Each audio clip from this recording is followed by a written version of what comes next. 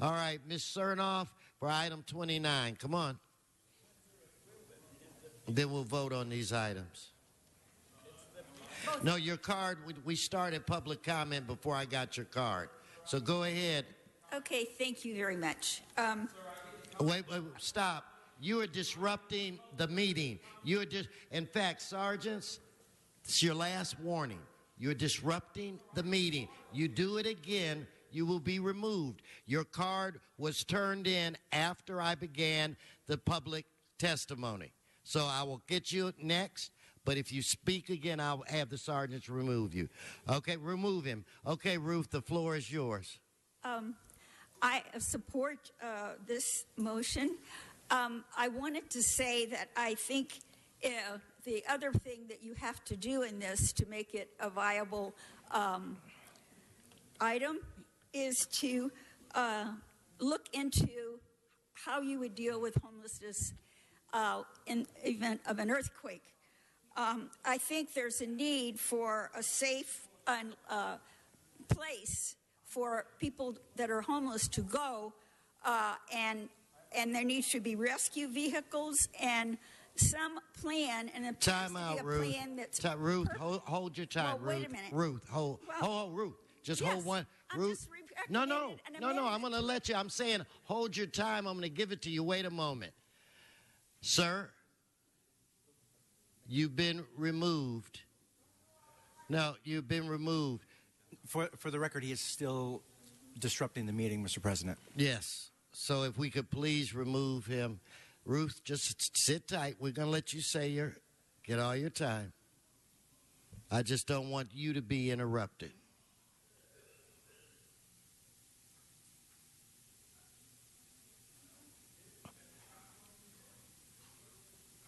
It's continuing, Mr. City Attorney, to disrupt.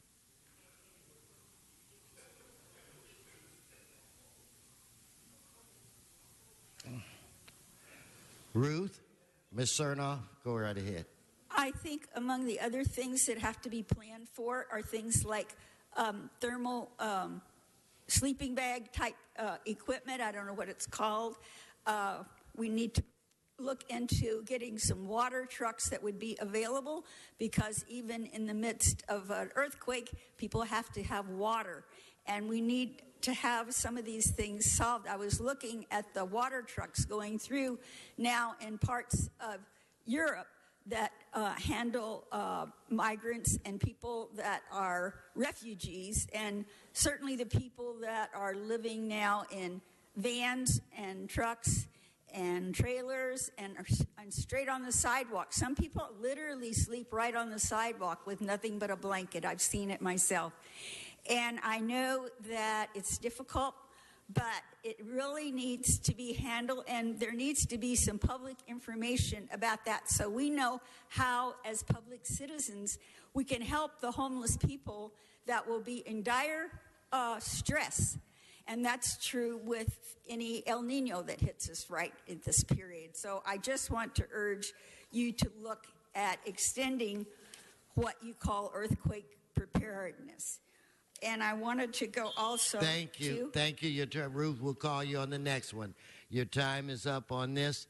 Let us prepare to vote on these items. Let's open the roll, close the roll, tabulate the vote. 15 ayes.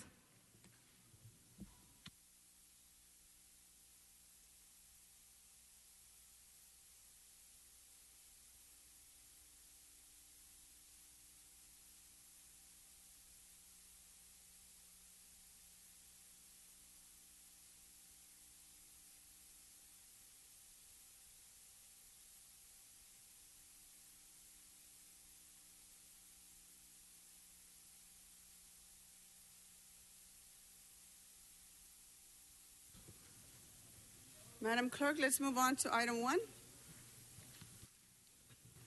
And Madam President, on item 1, there are requests to continue 1D, 1E, I, L, P, and AB for 3 weeks to March 15th. And there's also a request for 1F to be received and filed inasmuch as the lien has been paid in full. Without objection, that will be the order. Mr. Koretz? Thank you, Madam President. I'd like to ask on item 1AB that the late fee be rescinded and the non-compliance fee of $550 be assessed. Without objection, that will be the order.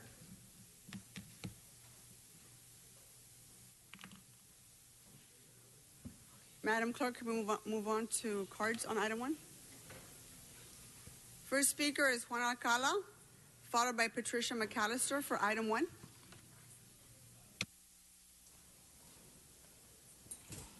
I object, Your Honor. I was the last one to put in my card and then asked to speak first. Well, I don't mind. All these liens that you have here create homelessness. You had that group talking for animals. I give millions of dollars to animals. What about people? What about people? Look, you take millions of dollars from people and throw them out on the street. Worse than dogs, worse than puppies. In Mexico, at least we make tacos out of the puppies. But Mr. here, Alcala, you need to stick to the item. here you protect the animals more than the people. You got people living in jail. There's more jails in the United States than anywhere in the world to take the homeless, which are created by your liens, your stupid liens. They create homelessness. Do you understand, city attorney? Or do I have to read my list? Mr. Alcala, you're not on the subject. Thank you, sir. You're not speaking about... Homelessness all over the country. It's a very dirty, illegal real estate system and government-operated system that goes against people.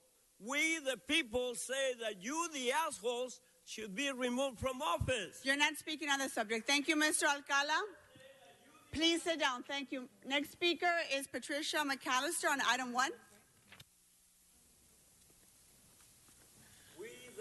Okay, as you know, I'm a teacher. I had a school certified with the Illinois State Board of Education for 12 years, taught here 7 years, in LAUSD. I am grading the council members, and I think that you're not qualified and you didn't try to get qualified. Let's talk about these liens.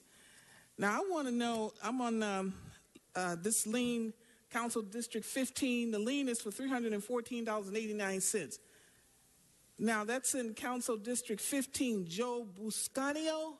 Have you contacted this person, Joe Buscanio? I'm talking to you. Ms. McAllister, you're not to refer to any individual council member. You're to speak to the item, or I'm going to ask you to sit down. 89 cents. He needs to visit, or make a call, send someone from his staff over to these people's homes to see why they can't pay this. Now, I went online and looked at these liens. This is outrageous what you're charging. Non-compliance fees, I see $550. This is for item T. Okay, I see $550. Now, late charge, collection fee, 250%. This is usury, $1,375. Accumulated interest, 1% a month. And then the title report fee. So the entire lien is for $2,253.30. Those are just the fees. Now the person has to spend money to fix up the property. This is ruthless. When we're talking about 250%, we're talking about Jews. Jews created usury. Now another thing, over here, Harris Dawson. I see people in his council district. He needs to call them. They don't owe that much, and see if they need some help and bring them down here. People, I want you to go online, listen to these meetings, and come down to City Hall with your paperwork. If you can't afford it, ask your council member to help you out where they can get rid of the lien altogether or some of the fees. Thank you. That concludes cards on item 1, Madam Clerk. And Madam President, there's a request to continue 1U and 1N for 3 weeks to March 15th. Okay, without objection, so let's open the roll, close the roll, and tabulate the vote. 15 ayes. Okay, let's move on to item 22, called special by Mr. Koretz. Thank you, Madam President. We need to look at other places that drones fly as well. And I've had reports from our Sepulveda Basin Wildlife Area Steering Committee that drones are flying all over the reserve. And at least in one report, a baby great horned owl was knocked out of its nest and killed. So I'd like to add a friendly amendment that our support for Senator Boxer's bill includes a sentence that reads, and that no-fly zones for drones include areas designated as wildlife and nature reserves, areas, preserves, refuges, national parks, and the like. And so I'd like to add that as a friendly amendment if there's no objection. Okay, without objection, let's open the roll. Close as amended. As amended. Yes. Close the roll and tabulate the vote. 15 ayes.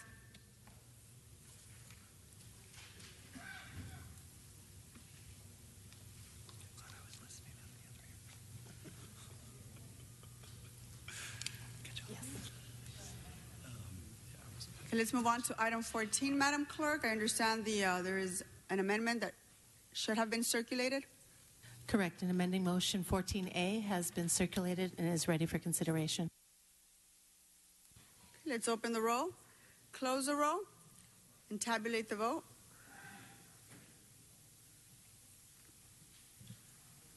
$15 ayes. Okay, that passes. Let's move on to public comment now. John Walsh. Mr. Walsh. Public comment, sir.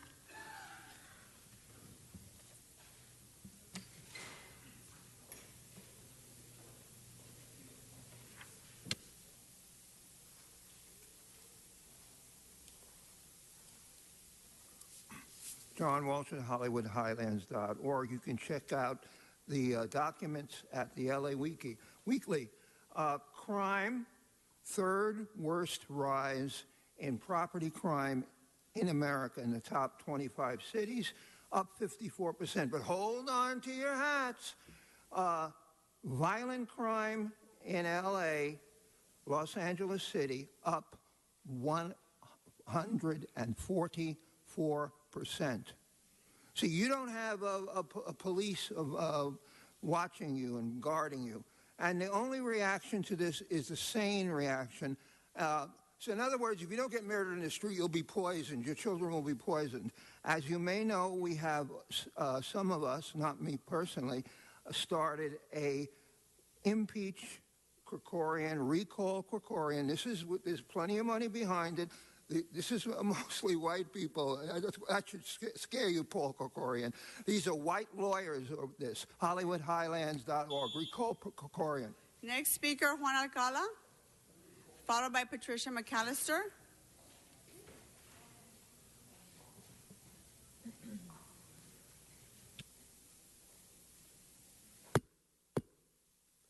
I would like to piggyback on what Mr. Welch said. We have a rising crime because we have a rising homelessness.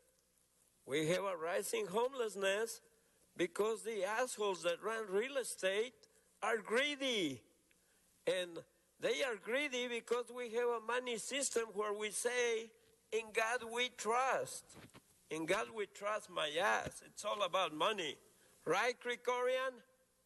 I am a lawyer, so I can get a lot of money. Mr. City Attorney, you became an attorney so you can make a lot of money. It's all about money. Fuck the people. Some even people are saying fuck the police because the police are only protecting the rich.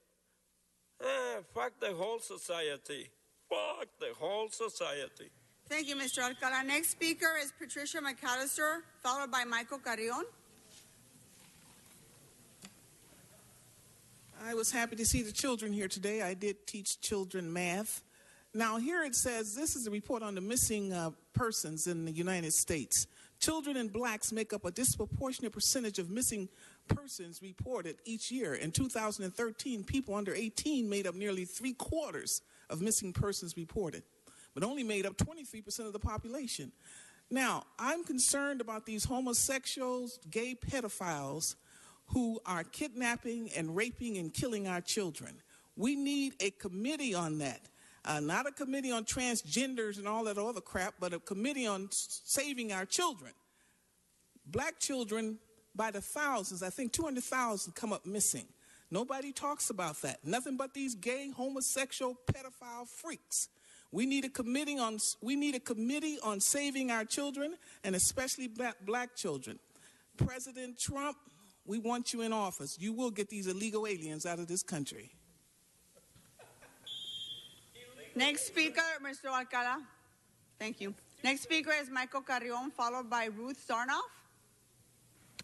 Yes, my name is Michael Carrion. And once again, Mr. Huizar got up and left, but his name's up there.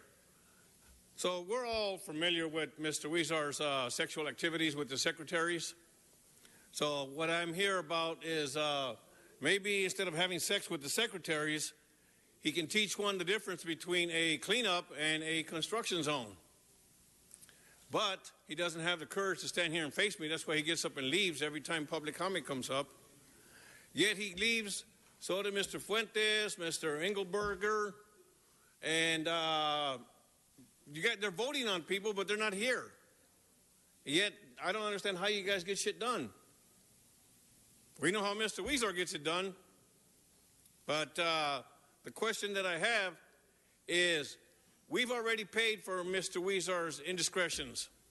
We paid for his drunk driving. We paid for his accidents. How much more are we going to have to pay for? Thank you. Next speaker is Ruth Zarnoff, followed by Michael Hunt and Oscar Mohammed.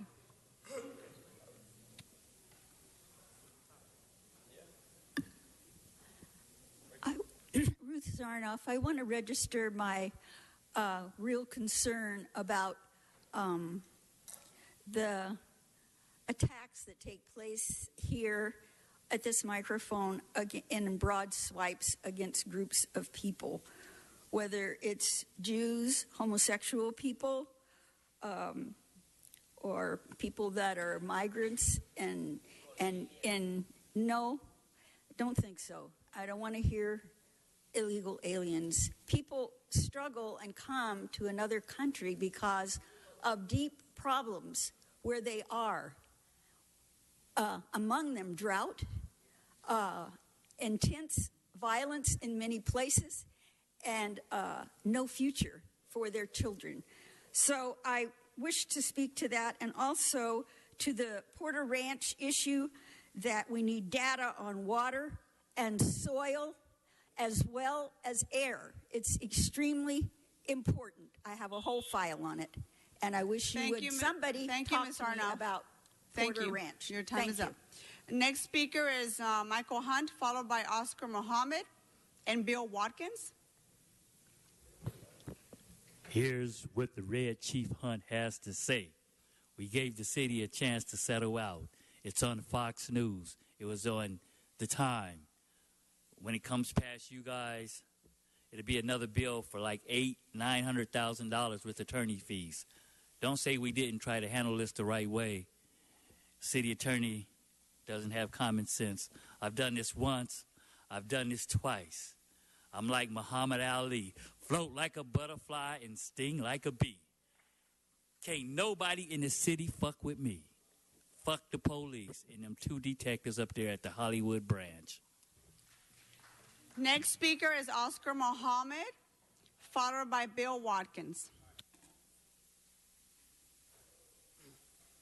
Yeah, I'd like to start off with a joke first, though. It was a track event, and the police was invited to the track event. But the track star came in first, the police came in second, and the bullets came third. We should bridge political responsibility. I'd like to talk about African-American Muslim in black history. Robert Warren Seals came from South Carolina and went to Illinois. He founded the Seals store. The first Seals store was in Chicago, Illinois. There was another African-American Muslim named Andrew Carnegie. He came from Pittsburgh. He started steel in America. He was the second rich man in America. Him and John Rockefeller contributed a lot of money to build historic black colleges down south. But I observed today there was a lot of homeless people downtown Skid Row, they're not African American people. They should go back to the country they come from. They are not us. They should not be here. We should, but there's another comment. This is the last one, though. Roses are red, violets are blue. It's time for us to elect a socialist Jew. Next speaker.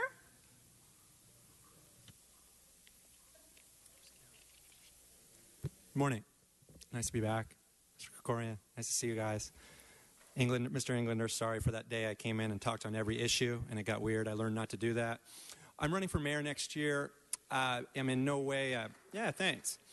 No way a Garcetti hater, not even close. Really love a lot of what he's done, his energy, getting money from Congress the way he did. There's so many good things he's brought. My budget's a little different. My idea for the budget is 50-50. It's a simple budget, 50% safety or security towards police, better police, non-lethal police, really working on that, foot patrols, and then 50% infrastructure. It's a 50-50. If government, I'm going back to Adams and Jefferson, we've gotten into a lot of things that are not security and they're not infrastructure. The zoo, I can name a bunch of, tourist board, cultural affairs, those will be cut. I look forward to talking with you guys and working with you. Gil Cedillo, how are you doing? Where's my group? Bye, Jose. Thank you. Thank you, sir. And that concludes public comment. Madam Clerk, what's before us? Council has motions for posting and referral. Posted and referred. The desk is clear. Any announcement, members? Seeing no announcements, can we please rise for adjourning motions?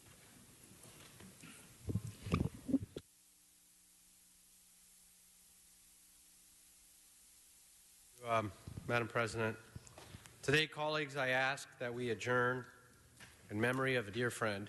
In fact, I'm sure many here knew and worked for years with Ron. Ron Rogers was a true cowboy and a civic leader here in Los Angeles. Ron was born on September 19, 1943, the son of a Hollywood public relations giant, Henry Rogers. Despite his dyslexia, Ron demonstrated tenacity and business savvy from an early age, riding in rodeos as a teenager and then buying and selling stallions at 17, starting his own car parking business at 19. Ron worked as a set publicist on television programs such as The Andy Griffith Show, Gunsmoke, and Walt Disney's Wonderful World of Color. At the young age of 35, Ron started his public relations firm and helped shape the images of Coca-Cola, Honda, Kellogg, and many others. In addition to his business success, Ron played a key role in establishing the Los Angeles Police Foundation and the Los Angeles Fire Department Foundation. Ron also served on the boards of Coro, Southern California, USC Annenberg School of Communications and Journalism, and the Rape Treatment Center at UCLA Santa Monica Hospitals. While involved in many civic causes here in Los Angeles, Ron's heart was always at the ranch and loved to spend time with his wife, Lisa Specht, among his horses and cattle. Ron passed away last Friday, February 19th at 72, at his 1,500-acre cattle ranch along with the western slopes of the Rocky Mountains in Colorado. I was in Ron's office, actually, when he was talking about putting the Fire Department Foundation together and modeling it after what his role was and what he did with getting the police foundation off the ground. And he really always had a passion for public safety and public service and put so much time and effort into making sure that we're a better city because of it. Raising money, not only reaching in his own pocket, to all his friends and his colleagues, his family, to make sure that they can raise money for additional equipment that our firefighters need, our police officers need. He's a role model where he created those foundations that have now not only helped save countless lives and helped our first responders, but he was always there for anybody who ever needed anything. And a dear friend, he will be missed but remembered. May Ron rest in peace. Thank you, Mr. Englander. Any other adjourning motions? Mr. Price? Thank you, Madam President. I'd like to adjourn in the memory of Olivia Elizabeth Boston, a community activist and mother and loving wife. She was active in block clubs, community-based organizations, was always available to assist when needed. Never said no and always had a welcoming heart. She's survived by 4 children, Dermon, Yvette, Medgar, and Cherie. Her husband, Joe Boston, was her childhood sweetheart. They were married for 55 years. And may she rest in peace, and we adjourn in the memory of her honor and many contributions to our community. Thank you. Thank you. Mr. Koretz? Thank you, Madam President. This past Monday night, we suffered a very untimely loss, that of Judge Daniel Brenner, a recognized expert in communications law, when he was struck by a car on Monday evening near his home in Los Angeles. Judge Brenner was renowned for his sharp legal mind. He earned his bachelor's and master's degree from Stanford and then graduated from Stanford Law School, after which he clerked for U.S. District Court Judge William Byrne, Jr. He was a recognized expert in communications and served as a top advisor to 2 different chairpersons of the FCC during a time of significant change. Governor Brown appointed Brenner to the bench in 2012, after which he presided over a civil courtroom at the Chatsworth Courthouse. At the time of his appointment, Brenner was a partner at Hogan's Levels, an international law firm. He had previously been vice president for 17 years of the regulatory department of the National Cable and Telecommunications Association. He also wrote 2 legal textbooks, served as an adjunct faculty member at Georgetown University Law Center, Washington College of Law and American University, and Cardozo Law School, having previously served as a faculty member at UCLA's Law School, and was a lecturer at USC's Gould School of Law. Aside from his work as a judge, Brenner performed stand-up comedy across the country and even taught a comedy class at UCLA Extension. He once said in an interview that lawyers and comedians face similar tasks, which were using language to persuade others. The executive director of the Expanding Opportunities for Broadcasters Coalition has said, Dan Brenner was a treasure, as smart as a whip and funny as hell, a rare, very decent person in not always nice Washington, D.C. Judge Brenner was revered for his sharp legal mind, for being a great friend, and for having a great sense of humor, and he'll be missed both professionally and personally. He leaves behind brothers Robert Brenner and Dr. James Brenner, 3 nephews, and Robert Kunst, his wonderful partner of 20 years. And he'll be greatly missed.